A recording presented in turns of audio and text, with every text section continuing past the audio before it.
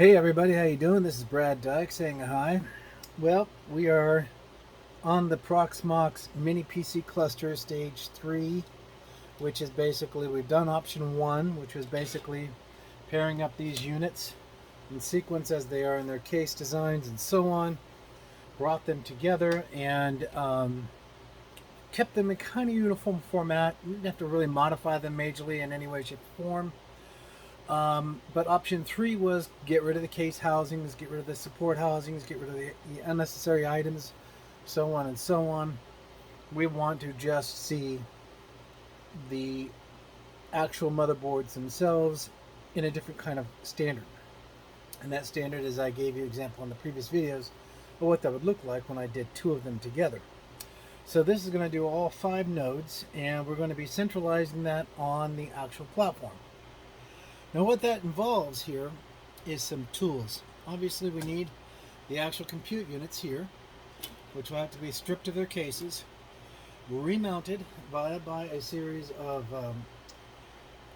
nylon-based plastic housings, which are basically spacer fitters and so on, as you can see here. They will work to separate and provide proper air gapping that's necessary for what needs to be done. And of course the tools necessary over here to do what we've got to do. We also have this little guy here. If you look here really close, you'll see it is a U-clamp style plastic forming. And this will act as the base protector when it sits on this shelf here, as you see. This is a metal shelf with a polymer coating on it for paint.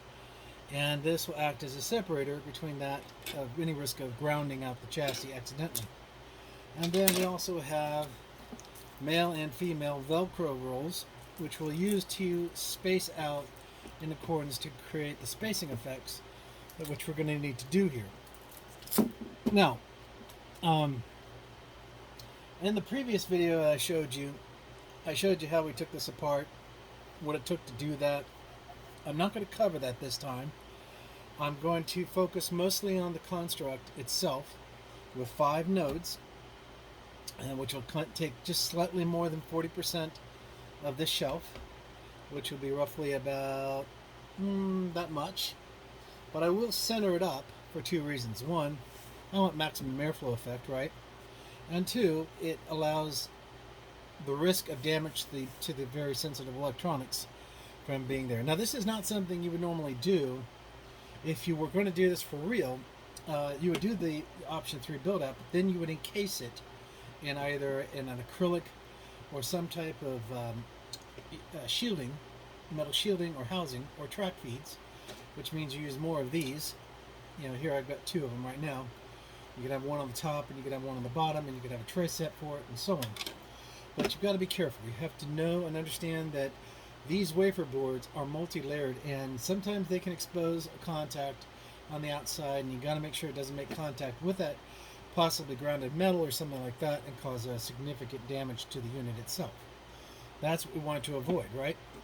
So what I'm going to do for now is I'm going to pause this video and I'll do the teardowns of these units first, get them constructively put into a central matrix, and I'll show you what that looks like, and then I'll take you to the phases of mounting it safely to, you know, a 19U rack shelf mounting like this, and then I'll show you the finished product. I will not power this up because of 2 reasons. 1, it's a lot of money, and I don't want to run the risk of frying all of them at once because, you know, the uniform interface is based on one metal. But I can show you what that would look like. I'd have to do a couple of extra things before I could provide power to an option 3 configuration. And I really want to keep working with these beyond just how I'm going to put it together. So I don't want to run the risk of damaging these. And, you know, so I'm going to avoid the power, adding the power to it, because there's nothing really to see. It's just spinning fans, basically, in a nutshell. So hold on for just a second here. Okay, so what I've done here is being able to track these units when they're in their PCB board's footprints is going to be very difficult. There's no true way to identify these units when they're in that kind of configuration. So I have to make sure that the only way I can track this effectively is disassembling them correctly in order. So in other words, I'm going to put over here my cluster node 1, which is the actual cluster node. That's this unit right here. And then I'm going to have node 1, node 2, node 3, node 4 in sequential order, and these boards in order with them. But I'm going to stage and remount these boards in the clear as I do them, opposed to doing them at the end.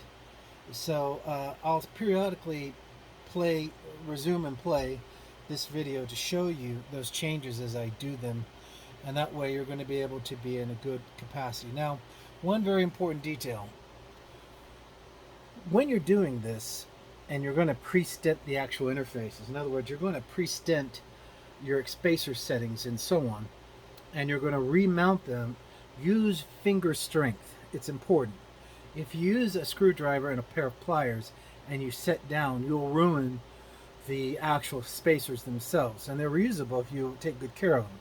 So using your finger tightness is an important detail when you're experimenting. Now, when you're doing the final model, you're not going to use any brass fitters. That's not a good idea, because brass can ground out and cause a lot of problems. But using the acrylic, more resined and more stronger style setup can allow you to be able to get these guys to be a little bit more resilient. They're going to hold their spacings better.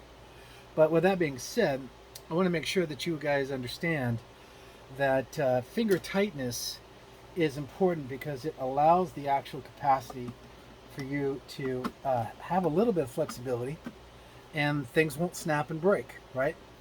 So just think of it that way. Now we're going to go ahead and I'm going to pause the video as I take these sub-components apart and get them prepared. I'm not going to go too far. Don't worry, I'll bring you right back in. I know some of you guys want to see all this footage, but it's kind of quiet when I do the work, to be honest with you. So I don't want you to just hear nothing while I'm doing the work. So just give me about a few minutes here and you'll start to see the boards come together and how they'd be stented. I'll show you the pre-stent first, then I'll show you how they'll start to come together, and they'll get larger and larger and larger and larger. The most important part is making sure I don't forget which boards represent which nodes. That's the most important thing. So with that being said, I will see you guys in a few. Okay, as you can see here, I've already gotten the main cluster node, which was the very first part of the ProxMox deployment here. And I've got to put in these very specialized screws for the ability to set up and support the M.2 card, which is right there. And I'm going to do that right now. So I wanted to bring this up to you real quick while I show this, because I didn't show this very well last time. This is one of the small plastic fitter heads here that work. And they don't fully fit well. That's okay. They're not supposed to. They form around the screw as you get it in play. And you don't have to do this heavily or super tight. It just has to be able to keep the excuse me. It just has to keep the SSD card fairly well in position. That's all. And there you can see now, if you look at that screw very closely, you'll see that it has another screw threading in it, right in the middle of the crosshairs. And what that allows me to do is to take even a smaller screw like this one, right here, and put it in that one. But first I got to put the SATA the M2 in here first, get it slotted, and then I can secure the actual card again, which is precisely what should always be done each time. So as I'm going through this, one other crucial detail here that's important to note is you're probably wondering, why am I doing all this work on top of a 2U server chassis? That's because I've got this chassis fully grounded. So it's actually one of the best ways of securely making sure this is in good shape, and that there's no static dissipation effect that might happen to the system. Now, I have to put the heatsink back on, which is right here, which I will do. And as I get that on, I will be able to get this set up in accordance. Let's see, it should be going, yeah, that's right. It'll be like this, and I'll be using the same kind of spacer fitters as before, which will connect to the base here. Now, again, these aren't super strong, so be careful. You don't need to tighten it down a lot. You just need to tighten it down some. So just as a heads up. So let me go ahead and get this going. When I'm done with this, this will be the first mount board, and I'm going to go into the next units here. So stand by. Okay, so now I've got the heatsink on. If you go underneath it, you'll see the spacer sets there. See them? They're right there, right there. And now I can actually put this on a table surface area. And look at that. It's above the ground and completely secured and no longer in contact with anything that could possibly shock it. And that's the first one. Now I can also go ahead and put the heatsink on and the fan, and this one is done. Now I can go to the next unit. So I'll put this over here and I'll secure it, and I'll get this to the next stage, and we'll have 4 more of these the next time this video resumes. So stand by. Okay, as you can see right now, we've got 2 of the nodes, the cluster node at the bottom and node 1 at the top. And as you can see, the interfaces are present, the spacing's good. Yes, the SATA drive is upheld. It's an SSD drive, so it's light and easy and portable. I could reduce that even if I wanted more if I really wanted to, but I kind of like the way that it restricts a little bit of the airflow that's necessary. And of course, I can just set this down like such, and I've got a pretty secure setup here. So with that being the case, I'm going to continue to add more nodes to this and get this set up so that it is finalized. And we'll have a working set of systems here in just a little bit. Okay, so here we have 4 blade nodes. So that's what it looks like unprotected. And as we're close to putting the last node on, node 4, I have to find key points where I can place this gear. And of course, it's upside down. This is the bottom side. And we're going to have to formulate a way of protecting this. But actually, I'm kind of favoring the upside of this as well, because the more I look at this, the more I like the fact that the CPUs are on the lower end where the cold air is more to be, and the SSD drives are up on the top end where there isn't that much of a heat factor. So I do like that a lot. So, but if you look at this, it's taking shape. You know, we've got something here. So let me go ahead and get the 4th unit on board for a total of 5 blades. And let's see, we'll go to the next stage of prepping for the components for the 19U rack footprint, and of course our secondaries that are going to be out there as well. Secondaries will be the things designed to protect the chassis, the feed, support, all the critical things you're going to need when you're putting this onto a metal surface. And if you look here at the edges here, you'll notice that they are very thin. So that's a problem too I have to consider and think about as well, how we're going to have to tackle that part. But it is a start, right? Okay, so now if you look over here, you'll see that we have all 5 nodes built out. 1, 2, 3, 4, 5, and they're all built and they're operational. I did run a small bit of power through them just to make sure they'd come up, and they did come up just fine. So now what I'm doing is I'm preparing the surface area here of the rack mount, utilizing what we call basically Velcro bases. And the neat thing about Velcro, and the bad thing about Velcro, is if you put it down in the wrong format, it won't work. That's right. Just like I said, the right way to do that is you have what's called the rigid, and then you have what is called the soft. Now the rigid is basically a very rigidized kind of structure that seems to be firm, right?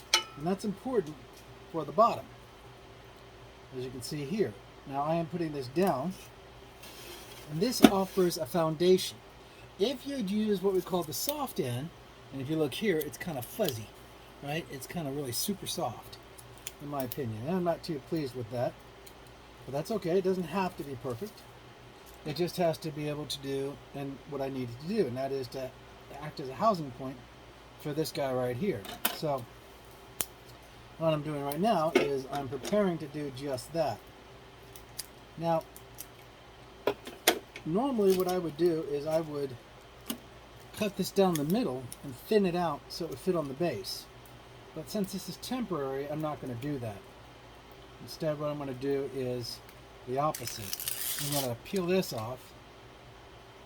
I'm going to put the full length of it down on top of the support, right? Then I'm going to take my piece, that's this right here, which will act as my bridge or my separator, and I'll use it to lock it into place. And now that is in place. It's not going anywhere. So I'm going to do the same thing for its counterpart here. I'm going to go ahead and get that cut and set. Put that over here and out of the picture. Take the side off. Put this down.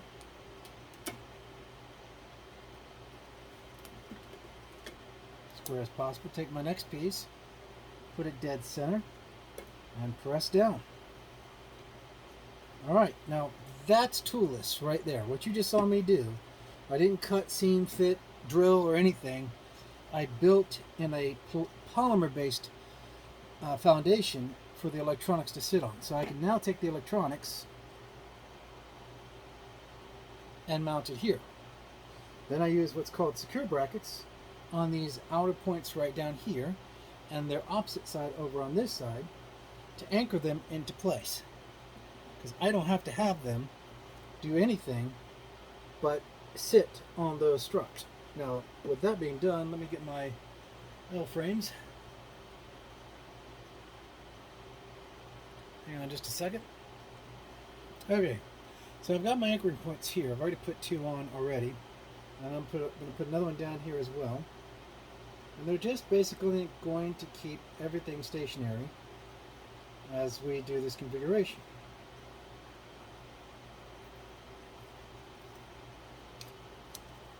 Again, I'm doing it toolless. And toolless works pretty well when you're experimenting or developing a strategy. Let me go ahead and put this on pause for a second, and I will take the camera off and show you. Okay, so as you can see, the anchor points are down here, and they secure the base foundation adapters here. And again, I'm using a nylon style construct with acrylics down here. These are my acrylics right here, totally unconductive. I'm riding on these rails in the clear. I've got all of my units properly spaced and ventilated correctly. And if you look over here, I've got myself on the outside room for more. And because my anchoring points can be released, I can slide this chassis down and put another 4 or 5 units in here. I would say 10 would do very well and be well ventilated. So that would be my suggestion.